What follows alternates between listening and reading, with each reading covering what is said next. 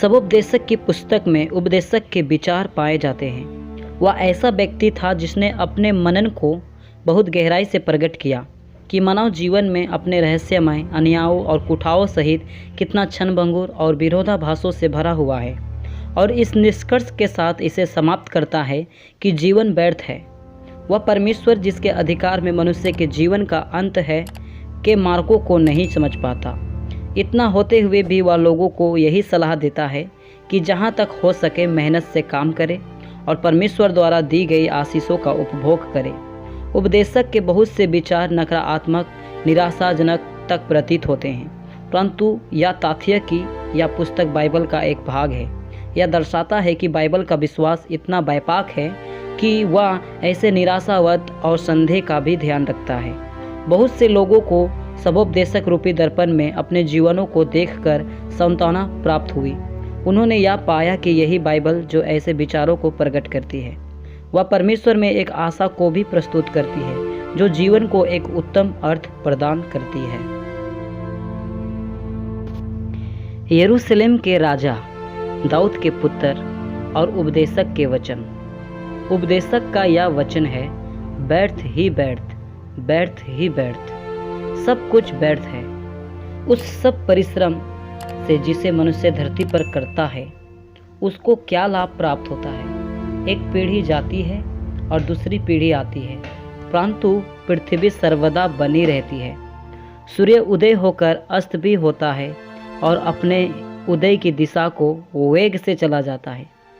वायु दक्षिण की ओर बहती है और उत्तर की ओर घूमती जाती है। वह घूमती और बहती रहती है और अपनी परिधि में लौट आती है। सब नदियाँ समुद्र में जा मिलती है तो भी समुद्र भर नहीं जाता। जिस स्थान से नदियाँ निकलती है उधर ही को वे फिर जाती है। सब बातें परिश्रम से भरी है, मनुष्य इसका वर्णन नहीं कर सकता। ना तो आंखें देखने से तृप्त होती है और ना कान सुनने से भरते हैं। जो कुछ हुआ था वही फिर होगा, और जो कुछ बन चुका है वही फिर बनाया जाएगा, और सूर्य के नीचे कोई बात नई नहीं है। क्या ऐसी कोई बात है जिसके विषय में लोग कह सके कि देख यह नई है। यह तो प्राचीन युगों में वर्तमान थी। प्राचीन बातों का कुछ स्मरण नहीं रहा, और होने वाली बातों का भी स्मरण उनके बाद होने वालों को ना रहेगा। मैं उपदेशक यरूशलेम में इज़राइल का राजा था। मैंने अपना मन लगाया कि जो कुछ सूर्य के नीचे किया जाता है उसका भेद बुद्धि से सोच सोच कर मालूम करूं। यह बड़े दुख का काम है जो परमेश्वर ने मनुष्य के लिए ठहराया है कि वे उसमें लगे।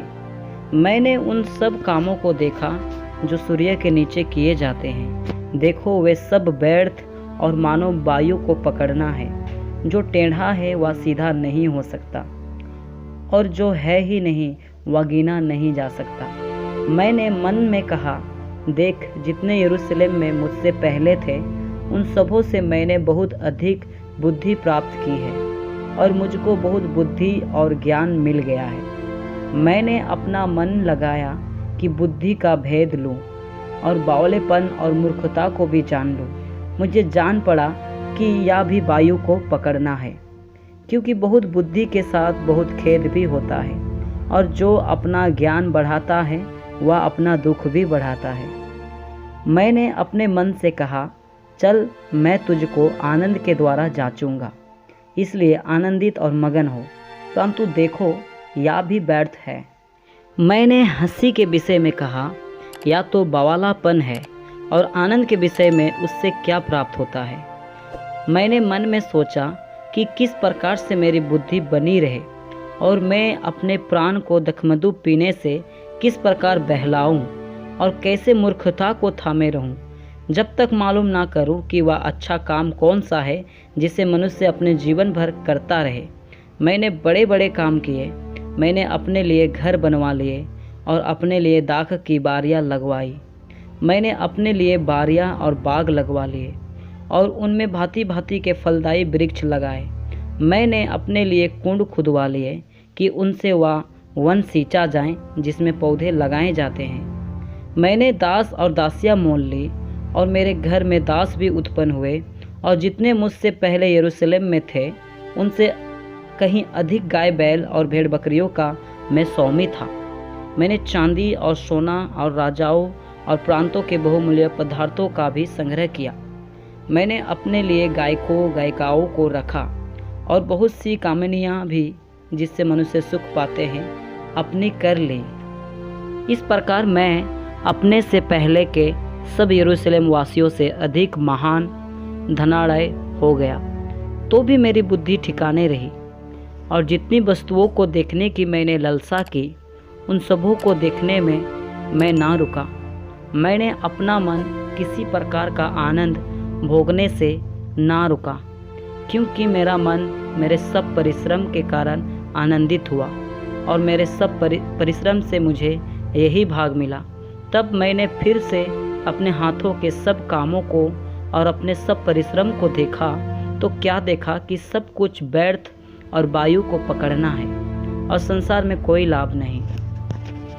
फिर मैंने अपने मन को मोड़ा कि बुद्धि और बवालेपन और मूर्खता के कार्यों को देखूं, क्योंकि जो मनुष्य राजा के पीछे आएगा वह क्या करेगा? केवल वही जो होता चला आया है।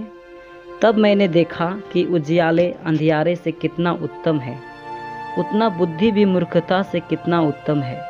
जो बुद्धिमान है उसके सिर में आँखें रहती है, परंतु मूर्ख अंधियारे में चलता है। तो भी मैंने जान लिया कि दोनों की दशा एक सी होती है। तब मैंने मन में कहा, जैसी मूर्ख की दशा होगी वैसे ही मेरी भी होगी।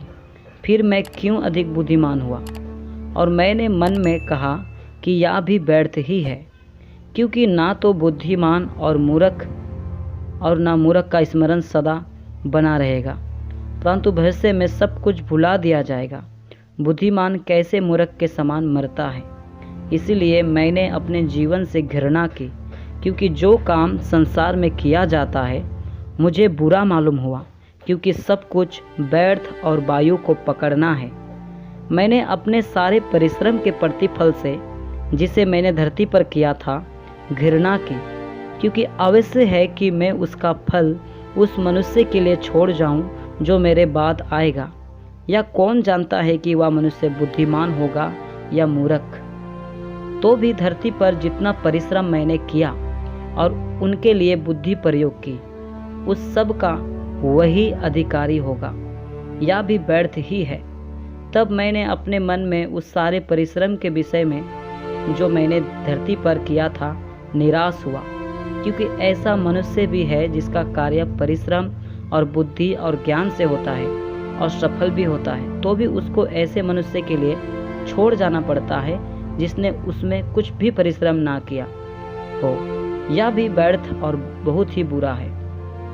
मनुष्य जो धरती पर मन लगा लगा कर परिश्रम करता है, उससे उसको क्या लाभ होता है? उसके सब दिन तो दुखों से भरे रहते हैं और उसका काम खेद के साथ होता है। रात को भी उसका मन चैन नहीं पाता। यह भी व्यर्थ ही है।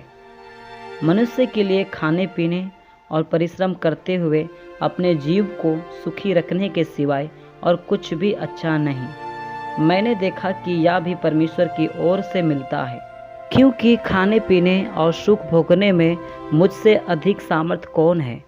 जो मनुष्य परमेश्वर की दृष्टि में अच्छा है, उसको वह बुद्धि और ज्ञान और आनंद देता है, परंतु पापी को वह दुख भरा काम ही देता है कि वह उसको देने के लिए संचय करके ढेर लगाए। जो परमेश्वर की दृष्टि में अच्छा हो, या भी व्यर्थ और वायु को पकड़ना है।